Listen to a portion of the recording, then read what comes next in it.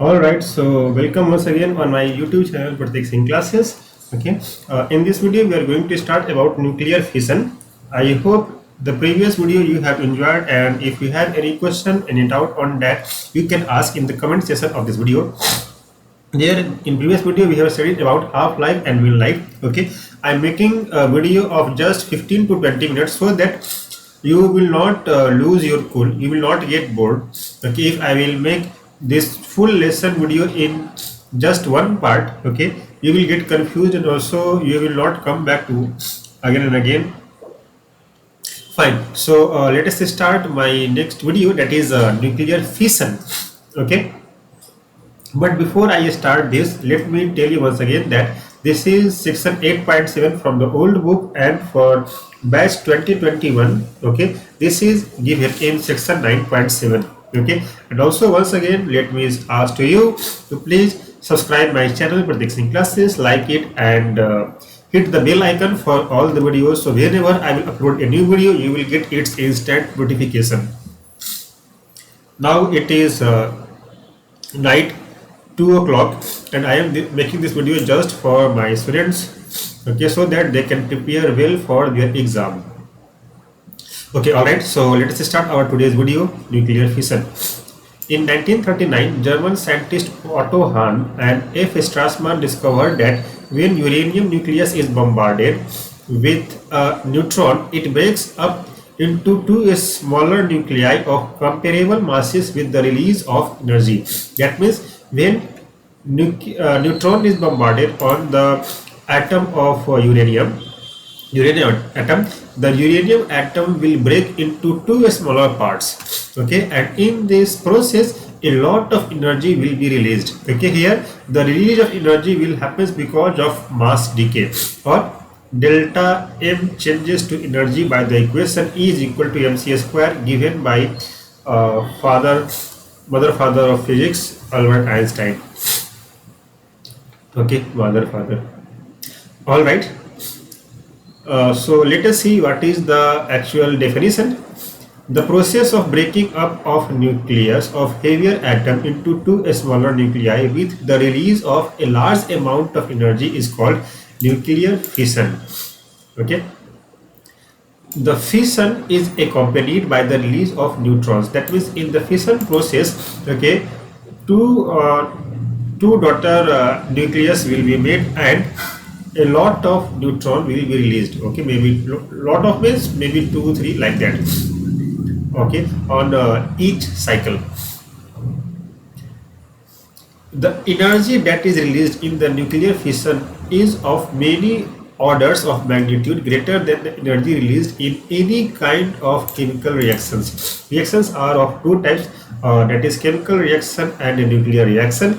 In chemical reaction, the mass remains the same, but in nuclear reaction there happens mass decay, okay, or loss of mass. That mass decay is converted into energy, and the energy released is so huge as compared to chemical reactions. Uranium undergoes fission reaction in 90 different ways. The most common fission reaction of 92U235 nuclei are shown here. Okay, that is one atom of 92U235 uranium. Okay, when it is bombarded with neutron, when the neutron goes inside the uranium, okay, this uranium get excited. That you can see here 92U236.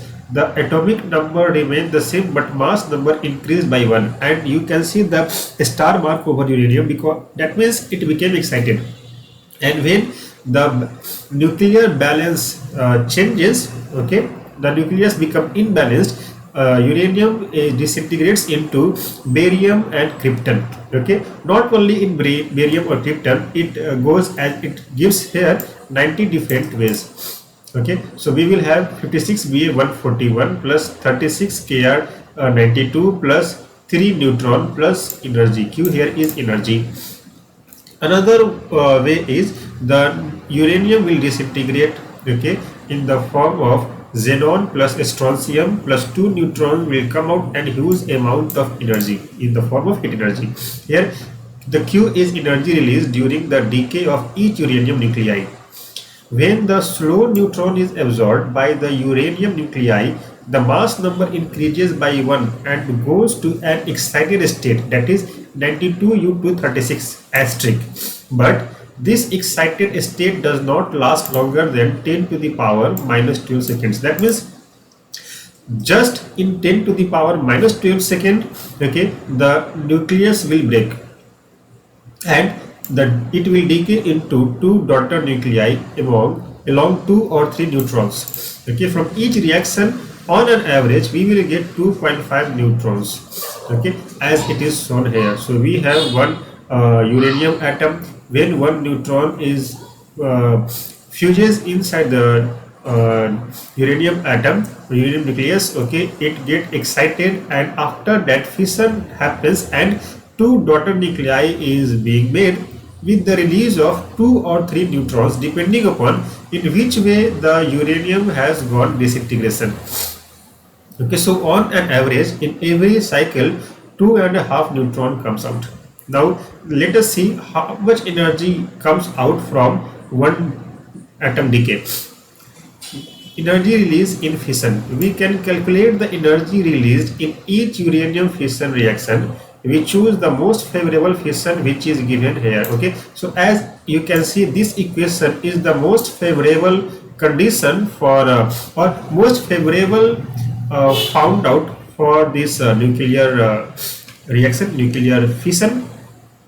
Here nuclear, when it is bombarded with neutron, converts into excited state uranium and it breaks or it splits into barium, krypton, 3 neutrons and huge amount of energy. Now let us see what really happens here in microscopic method. Mass of reactant or mass of 92U235 is 235.045733 AMU or just U. Mass of one neutron, okay, that is 1.008665 U. Okay, so here as you can see, total mass of reactants is equal to 236.054398 U. Okay, now let us go to reactant side, sorry, product side.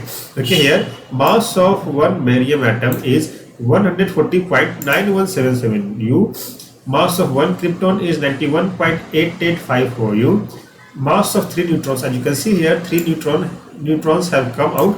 Okay, it is equal to 3.025995 units. Okay, and then total mass of the product, if you add the this one, then this one, and then this one, you will get mass of the product as 235.829905 U. As you can see here, it is 235, but here it is 236. Okay, that means there happens some mass loss. Okay, so here mass defect delta M is equal to 0.225303 units.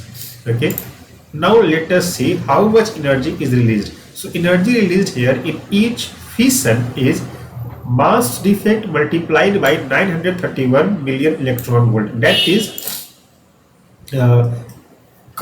equivalent to 200 mega electron volt.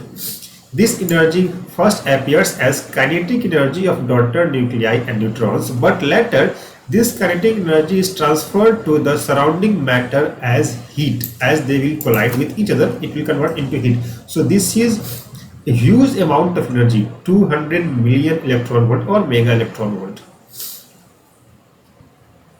Fine. When one uranium 92 or 92U235 nucleus undergoes fission, the energy released might be a small, but from each fission reaction 3 neutrons are released, and these 3 neutrons, okay, it collides with another 3 nucleus, okay, and made them to excite.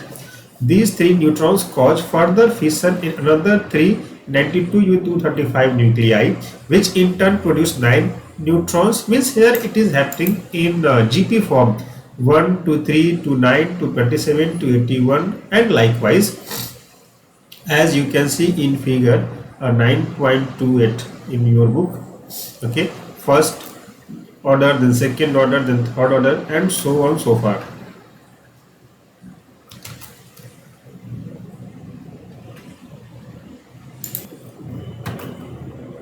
All right.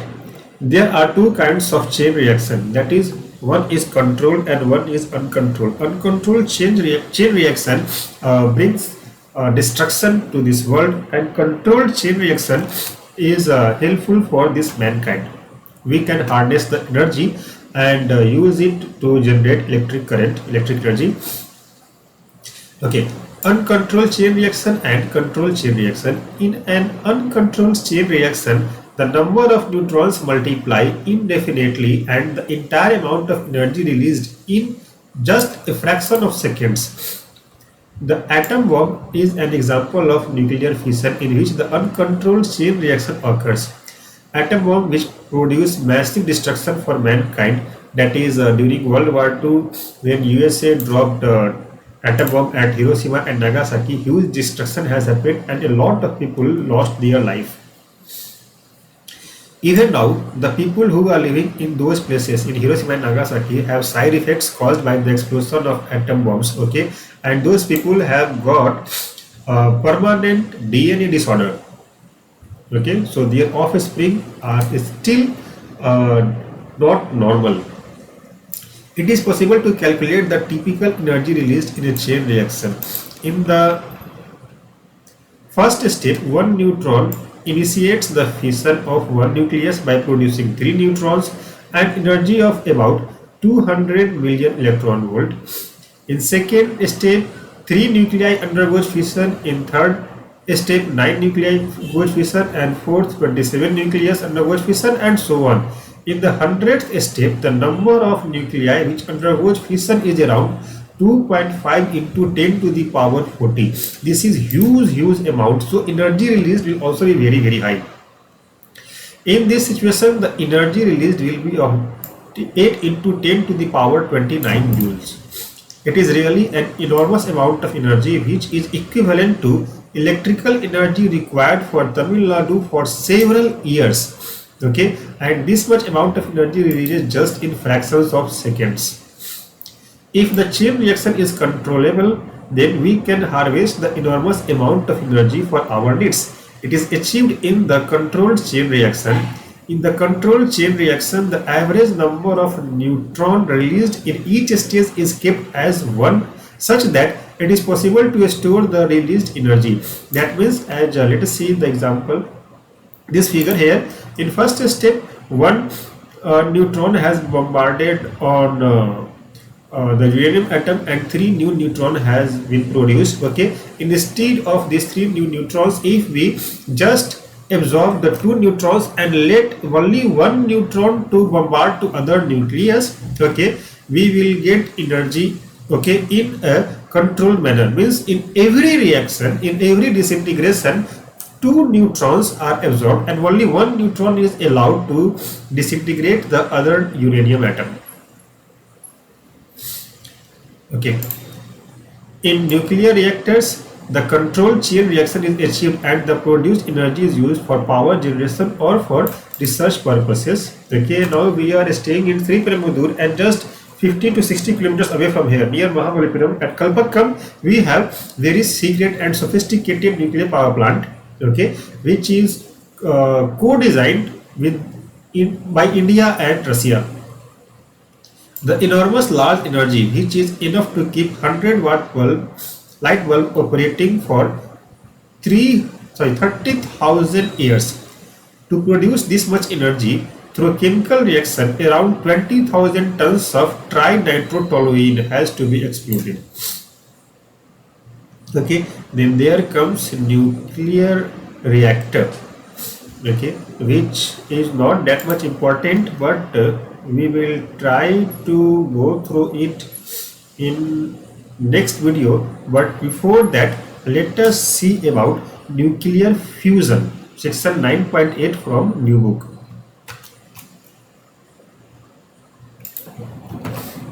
All right.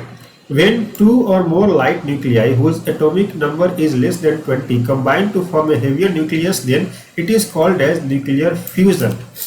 Okay, the ultimate source of energy is nuclear fusion. In the nuclear fusion, the mass of the resultant nucleus is less than the sum of the masses of original light nuclei. the mass difference appears as energy here. Okay, and again same formula we use, that is E is equal to mc square. The nuclear fusion never occurs at room temperature, unlike nuclear fission. Okay, nuclear fission, okay, the only condition required to start nuclear fission is very high velocity neutron. Okay, temperature is not that much high needed, but in case of to start the nuclear fusion, very high temperature is needed.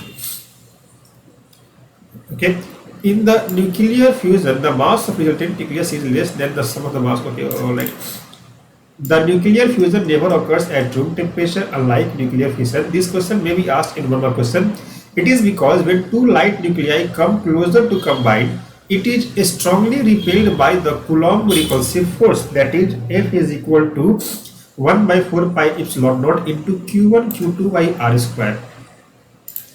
To overcome this repulsion, the two light nuclei must have enough kinetic energy to move closer to each other such that the nuclear force becomes effective.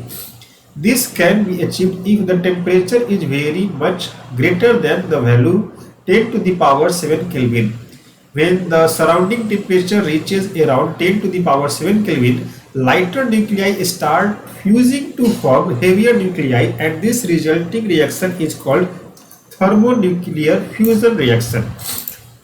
Now let us see how much energy generation is needed to start the reaction. The natural place where nuclear fusion occurs is the core of the stars, since its temperature is of the order 10 to the power 7 Kelvin. In fact, the energy generation in every star is the only through thermonuclear fusion. Means even our sun is a star of medium size. Okay, the only one source of energy which we harness from the sun is because of nuclear fusion. Most of the stars, including our sun, fuse hydrogen into helium, and some stars even fuse helium into heavier elements. Okay, the energy is the earliest stage of a star is in the form of cloud and dust. Due to their own gravitational pull, these clouds fall inward.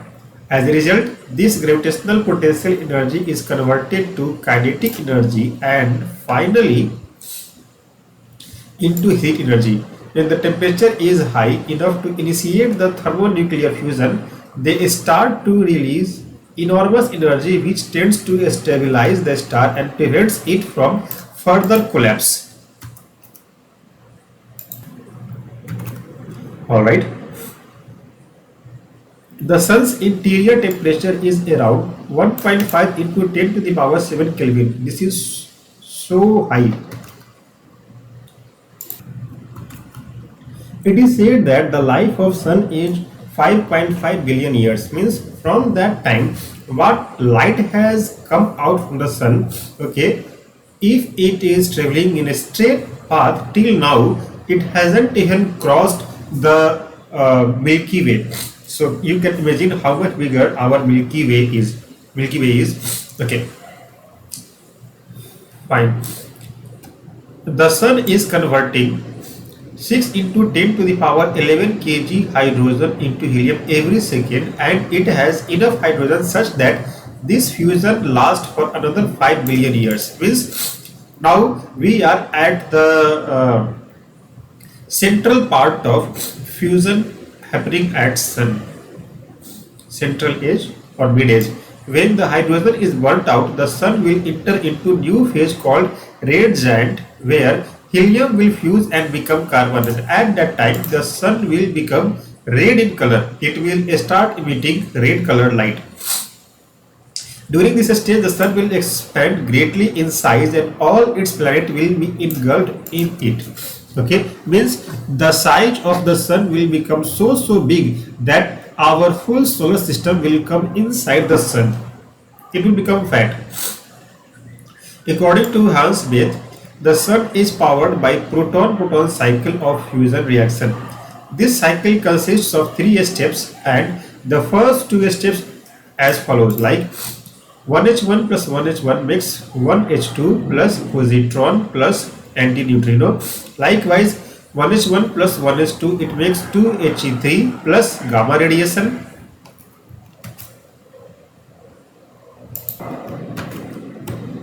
Just a minute.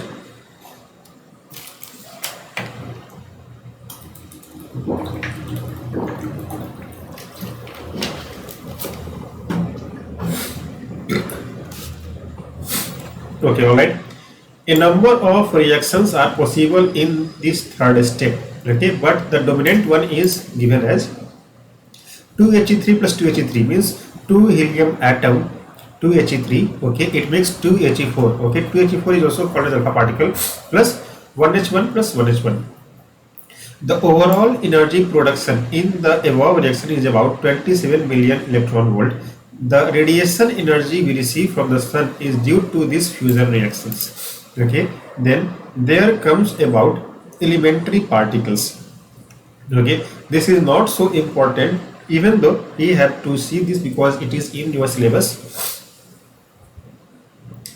So a very short topic, it will not take more than 5 minutes.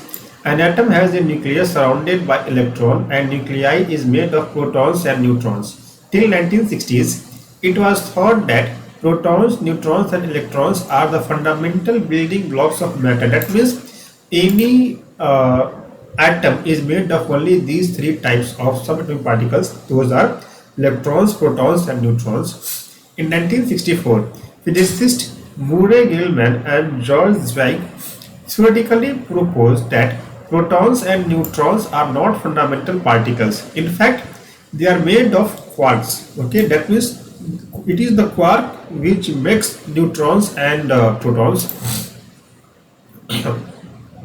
These quarks are now considered elementary particles of nature. That means the quark particle had made this nature. This nature is made of quark particles. Electrons are fundamental or elementary particles because they are not made up of anything. In year 1968, the quarks were discovered experimentally by Stanford Linear Accelerator Center, USA. There are 6 quarks, namely up, down, charm, strange, top and bottom in their and their antiparticles. Okay, antiquark also. If you mix matter and antimatter, the total mass will vanish and we will have at last only energy. That is the topic of BSc and MSc physics.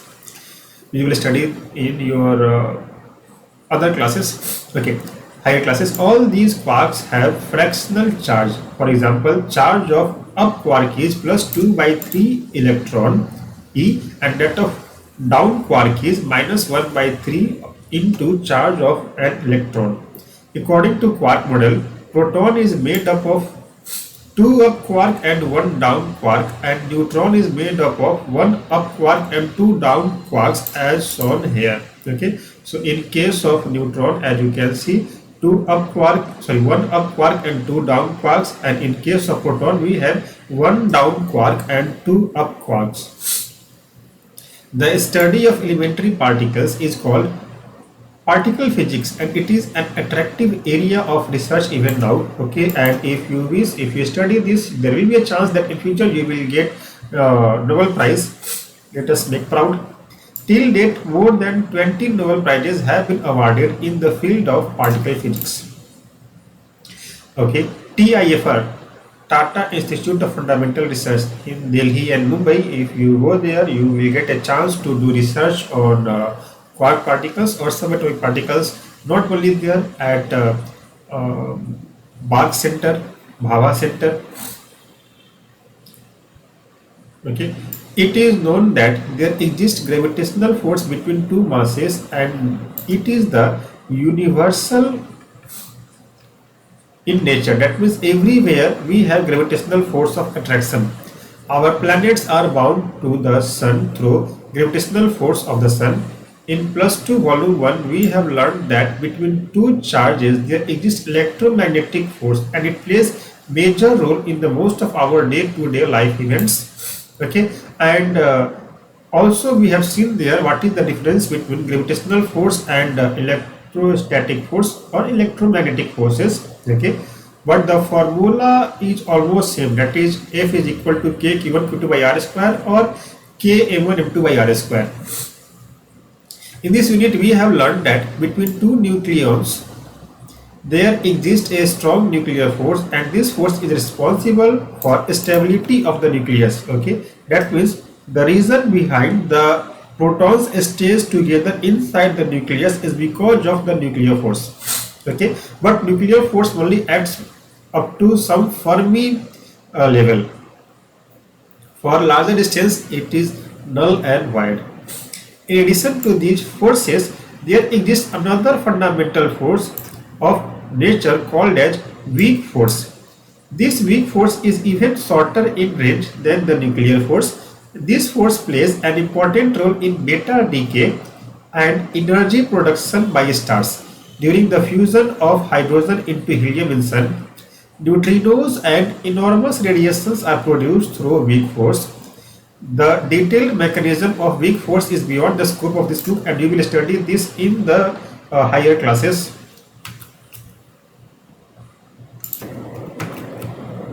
Okay.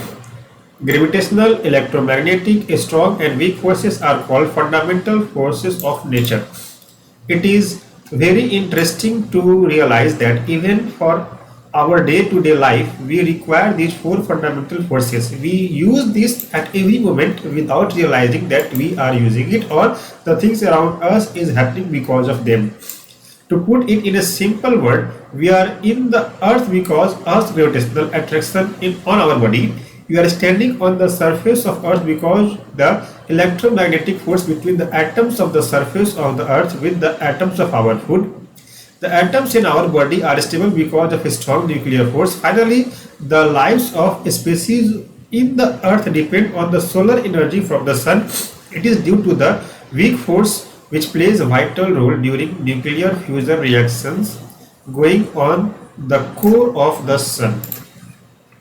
Okay, so this is all about unit 9 from new book and unit 8 from old book. The one thing which I haven't taken is how the thermal nuclear power plants work. Okay, for this I will make a separate video. Okay, in tomorrow class I will start the 10th unit. Let me check what is the 10th unit according to old book. If you have any doubt, you can ask in the comment section of this video, and you can also ask in the class. I will discuss there. Okay, then let us see what is the next topic, next unit about something about communication devices. Let me check once again.